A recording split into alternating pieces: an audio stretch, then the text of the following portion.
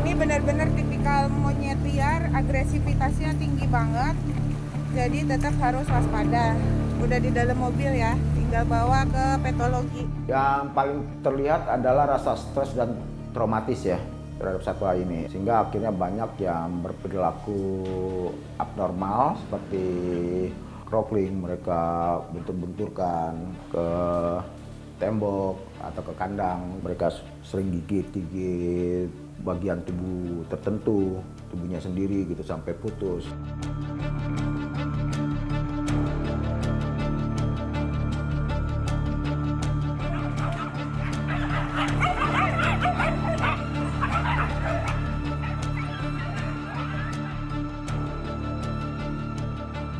Jadi mereka tuh sudah disakiti, disiram air panas, dipukul sampai patah kakinya. Tapi ketika kita cintai secara tulus, mereka membalas juga lebih tulus lagi. Bahkan mau mengorbankan nyawanya untuk kita. Itu saya belajar dari situ bahwa ternyata setiap makhluk hidup itu diberi kekuatan, diberi karunia untuk mencintai.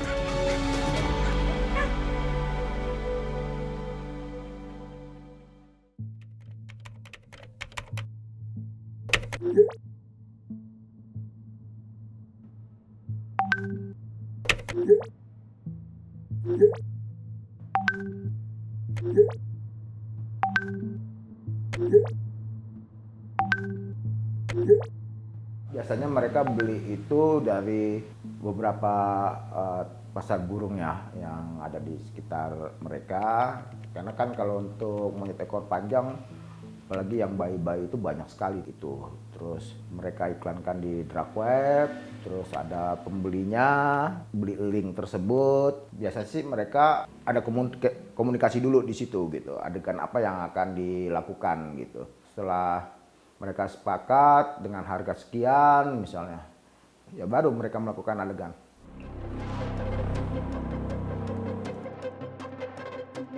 Indonesia menjadi salah satu negara sumber konten kekerasan hewan di dunia maya. Berbagai video yang memperlihatkan kekejaman terhadap hewan beredar luas, baik untuk hiburan juga keuntungan finansial. Sejak 2021, Indonesia sudah menjadi negara nomor 1 yang memenuhi permintaan konten kekerasan hewan baik dari audiens lokal maupun internasional.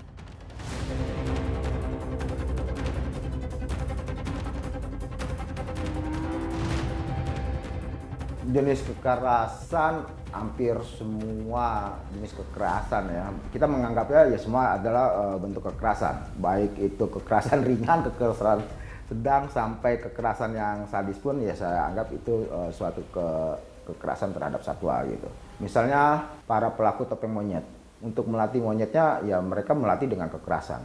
Terus pelaku sirkus lumba-lumba misalnya, lumba-lumbanya itu agar mau nurut perintahnya juga itu dengan metode kelaparan, itu juga merupakan suatu bentuk kekerasan. Terus yang belum lama viral yang di web drug, kekerasan terhadap monyet ekor panjang, mereka menjadi konsumsi bagi orang-orang yang psikopat, mereka diberlakukan dengan sangat sadis gitu.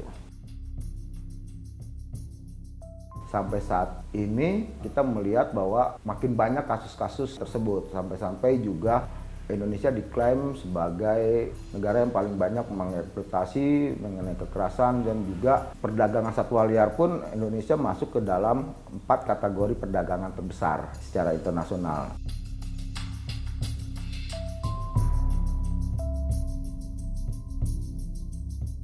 Media sosial memainkan peran penting dalam memfasilitasi penyebaran konten kekerasan hewan. Sebenarnya alasannya klasik ya, kesadaran dari masyarakat yang masih sangat kurang akan menganggap satwa ini ini hanya barang gitu ya, bukan menganggap satwa itu merupakan bagian dari makhluk hidup. Johnny, ini Johnny. Oh. Johnny. Yang kedua ya ekonomi, karena memang nggak bisa dipungkiri juga bahwa perdagangan satwa liar itu secara ekonomi juga menggiurkan gitu. Sampai-sampai kerugian negara itu selama 2 tahun itu bisa terbilang tinggi sampai 17,55 triliun gitu kerugian negara. Itu sangat tinggi sekali gitu.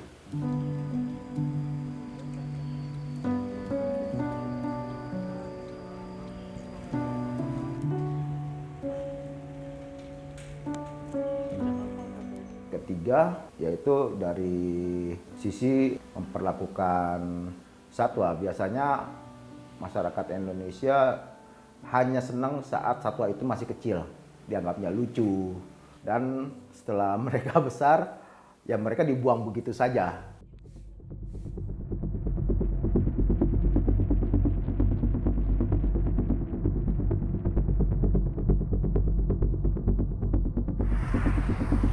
Bisa lepas dan barusan mau nyerang gue. Zoe udah di luar. Dia barusan nabrak-nabrakin diri sih. Mekanismenya biasanya kita dapat laporan dari masyarakat atau memang kita berselancar ke media-media sosial gitu kan. Setelah kita melihat wah ini kayaknya harus kita tangani nih gitu. Nah baru kita laporkan ke pihak yang berwajib. Minta selimut, Bang Ardian minta selimut, Bang Ardian. Selimut-selimut bekas yang masih bersih minta selimut. Ya sebenarnya dark web itu hanya suatu media promosinya saja, tapi bentuk kekerasan itu sudah terjadi sebelumnya. Dengan kemajuan teknologi dan lain sebagainya, akhirnya bentuk kekerasan ini menjadi pendapatan gitu ya bagi si pelaku-pelaku kekerasan ini gitu melalui dark web tersebut.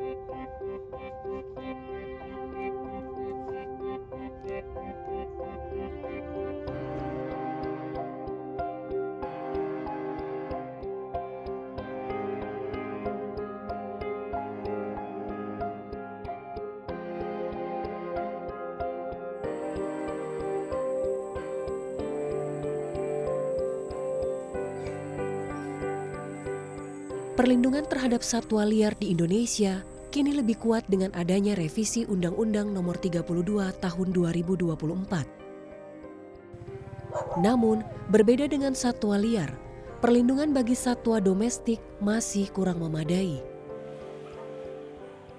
Ya, kalau untuk satwa liar yang dilindungi memang saya pikir sudah bagus ya, apalagi sekarang sudah direvisi menjadi Undang-Undang Nomor 32 Tahun 2024 gitu. Jadi tuntutannya bukan minimal lagi tapi maksimal.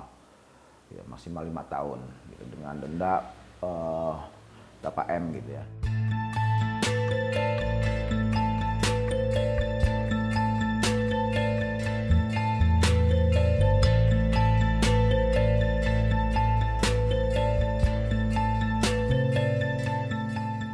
Kalau di satwa liar itu rescue, rehab, terus pelepas liaran.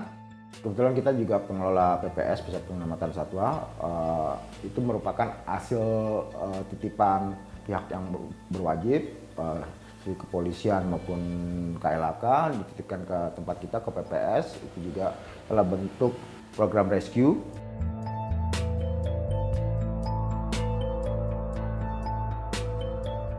Lalu di tempat kita itu kita rehab, kita rehabilitasi sampai satwa ini bisa memungkinkan untuk dilepas liarkan. Gitu. Nah setelah kita lihat bahwa oke, satwa ini sudah siap untuk dilepas liarkan, ya kita lepas liarkan.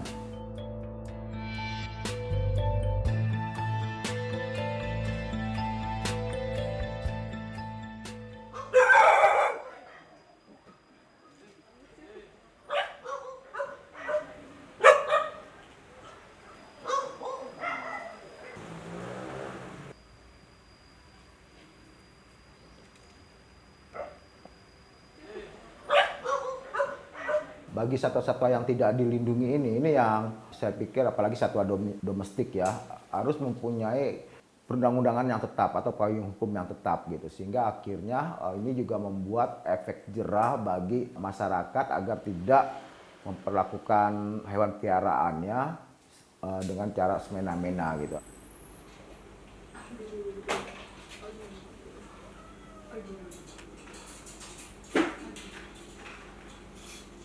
Kalau di domestik, rescue, rehab, terus dicari adopt. Ya treatmentnya sama. Sekarang kalau nggak salah ada sekitar 80-an atau 90-an ekor anjing deh. Kalau nggak salah, terus beberapa 10 atau 15 kuda kalau nggak salah, kuda andong.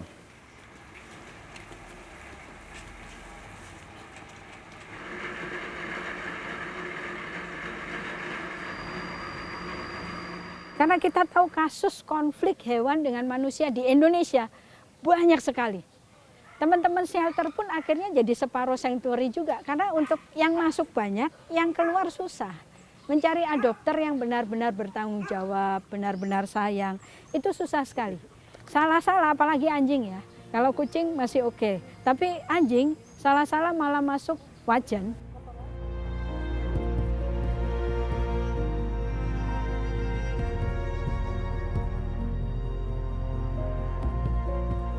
Meskipun ada regulasi yang melindungi, tantangan terbesar tetap ada dalam penegakan hukum terkait kekerasan terhadap hewan secara umum. Beberapa kasus sulit ditindak tegas karena tidak termasuk dalam kategori satwa yang dilindungi.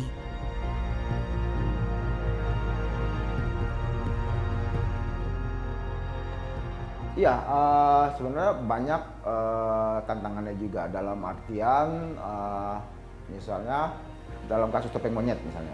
Kalau dari sisi hukum mereka ada sedikit tidak merespon gitu karena memang monyet ekor panjang sendiri nggak masuk ke dalam satwa yang dilindungi misalnya sih. Sehingga akhirnya kalaupun dapat melakukan penyitaan, si pelakunya ini tidak akan terhukum dengan tuntutan pidana.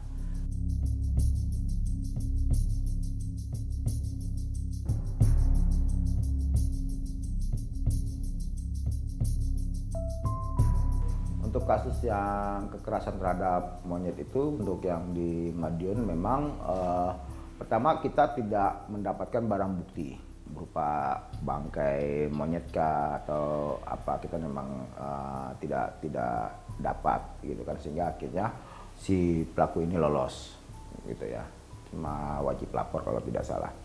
Lalu di Magelang untungnya kita dapat tapi hanya monyet ekor panjang, sehingga akhirnya tuntutannya juga tidak maksimal gitu, hanya 6 bulan kalau tidak salah.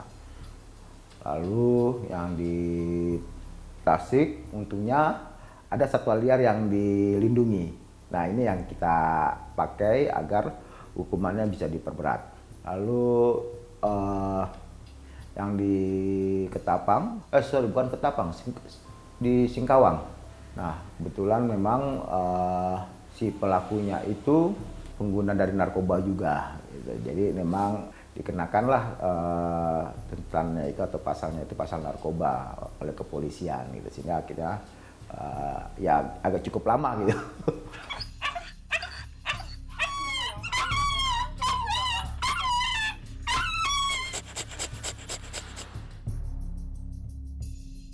Betul, konten animal abuse itu sangat merusak generasi muda. Karena banyak anak-anak kecil melihat ya, jangan sampai mereka berpikir bahwa itu diperbolehkan. Secara etis, secara hukum itu diperbolehkan.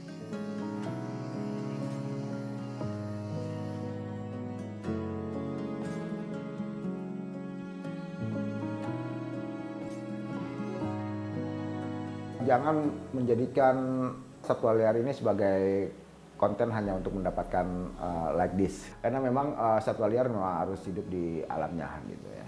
Yang kedua ya, kalau ingin memelihara satwa domestik ya harus menganggap bahwa satwa tersebut adalah bagian dari keluarga. Jangan kecilnya disayang, pas dia sudah besar akhirnya dibuang atau diperlakukan dengan semena-mena gitu. Jadi harus jadi owner yang punya komitmen dan bertanggung jawab.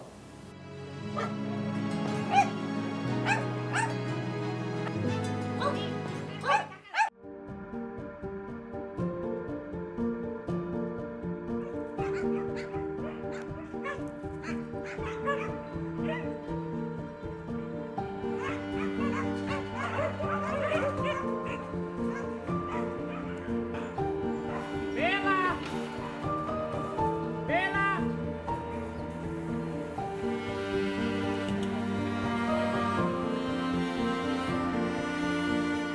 Di tengah maraknya konten kekerasan hewan di Indonesia, Erika Kusumawardani hadir membawa harapan bagi hewan-hewan terlantar dengan mendirikan Rainbow Sanctuary Indonesia. Bertujuan menjadi tempat perlindungan terakhir bagi hewan-hewan yang berhasil direscue, Erika mendirikan Rainbow Sanctuary Indonesia bukan hanya sekadar menjadi shelter.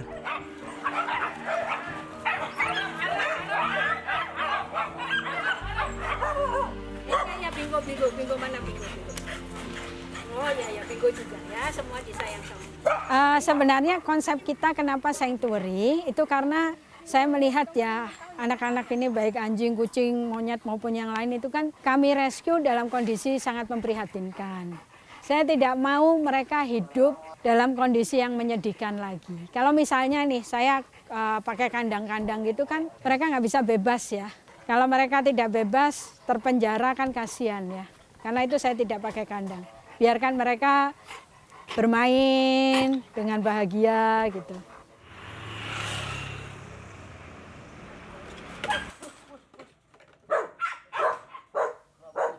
Sebenarnya dulu saya tidak suka hewan, karena buat saya hewan itu kotor, ya, mengotori rumah, kemudian juga mereka membawa penyakit, dan saya tidak mau karena saya dulu orangnya perfeksionis. Rumah saya tidak boleh dimasukin hewan apapun kecuali ikan di akuarium dan kura-kura kecil.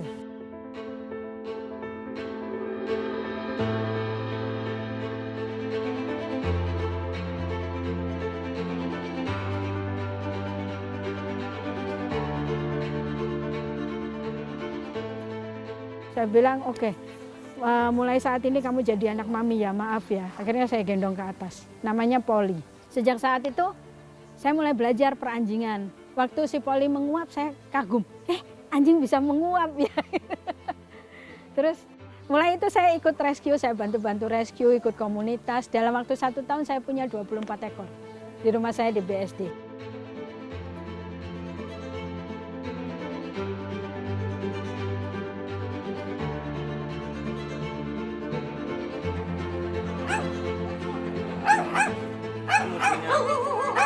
Halo, ini sektor 1 ya. Ini buat anjing-anjing kecil. Nah, yang sebelah sini ini sektor 1 juga. Yang sebenarnya ini ada 8 sektor, tapi yang diisi itu 5. Biasanya kita bedakan pertama size, kedua behaviornya, agresif atau tidak gitu ya. Kemudian juga kedekatan dia terhadap penjaganya. Tiap shelter kan ada kennel boy, kennel girl yang jaga. Itu juga penting. Jadi kalau nggak cocok ya harus kita pindahin. Kemudian berdasarkan kedekatan dengan kawanannya. Kalau dia misalnya dibully ya jangan taruh situ, harus pindahin, nanti mati kalau dibully. Karena kan anjing itu berburu dalam kawanan.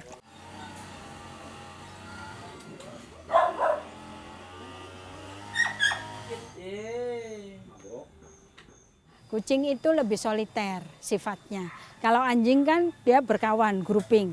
Kalau kucing soliter, artinya dia nggak terlalu butuh teman sebenarnya. Kecuali kalau dalam masa mau kawin gitu ya. Kucing juga harus bisa manjat ke atas. Kalau anjing kan cuma di level bawah. Kucing itu exploring kemana-mana. Karena itu rumah kucing harus tertutup sampai ke atas. Nggak bisa terbuka begini. Kalau terbuka begini kabur ke tetangga. Nanti disakiti lagi. Maunya minum begini. Enggak. Lagi enggak? Nggak digigit ininya, nggak dipegangin. Monyet, biasanya monyet itu lebih pintar, tenaganya lebih besar. Kalau misalnya kita nggak hati-hati, itu rumah monyet udah nggak tahu dijebol berapa kali. Padahal udah pakai wire mesh yang 4 mili, galvanis, kuat sekali tenaganya.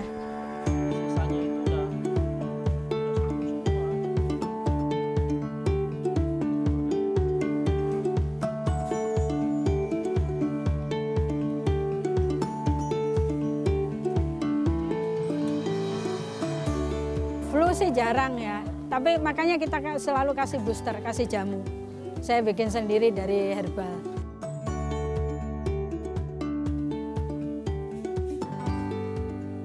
Terus kita kalau malam tuh ada koper-koper, lihat ya koper itu untuk mereka tidur. Jadi di dalamnya diisi selimut, bantal, nanti mereka tidur supaya tidak terlalu dingin.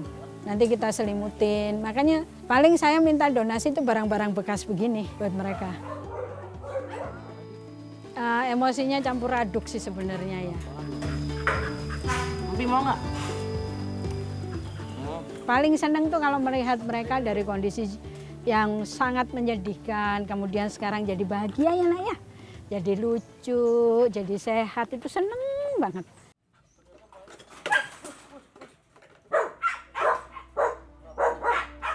Karena kita kan dealing with life being ya, dengan makhluk hidup. Bukan benda gitu. Kalau benda rusak kita perbaiki atau kita buang. Makhluk hidup nggak bisa. Ini mereka punya perasaan yang bisa sedih, bisa marah gitu ya. Kita nggak bisa tiba-tiba misalnya kita kekurangan dana gitu ya, nggak punya beras atau nggak bisa mengobati. Terus tiba-tiba kita bilang, udahlah sampai di sini lepasin aja, kan nggak mungkin. Kita harus tetap berjuang. Nah, kipet dulu. Kipet.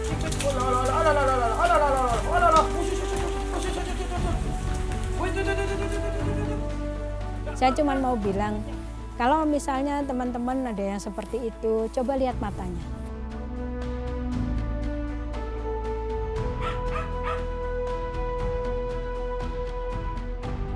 Kalau kita masih punya hati nurani, hewan apapun, makhluk apapun, mata mereka tuh memancarkan perasaannya.